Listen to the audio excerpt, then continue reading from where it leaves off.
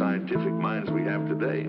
Halina't pintahan ang iyong anino sa dilim. Nakikita sa larin sa tuwing kaharap ang salamin. Tanong nila bakit ako biglang naging kakaiba. Ang susi sa pinto ay wag kakaba-kaba. Tago sa iyong kaluluwa, panorama sa aking mata. Walang makanin lang sa malakas kong pandama. Anina biliwanag, spiritual ay alamin. Nguyain ang kabutihan, ang pastang alon damahin. Sa mga kamalian walang dapat nasisihim. Hindi ka naatasan para kapo ay sirain.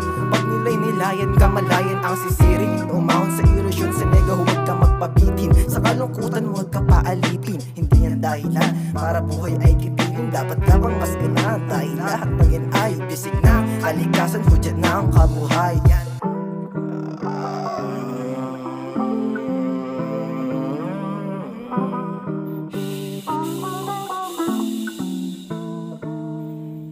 Gandang umaga, haring araw, lumabas ka sa silid upang iyong matanaw ang pinagmulan ng iyong lakas sa tuwing nais mong sumigaw.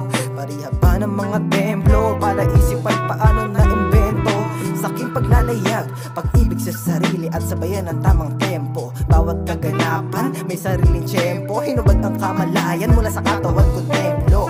Binuran ang pagmamahal na nagmula sa paraiso. Pag naglayag si Buddha, aking pagmamahal anyo ni Krishna.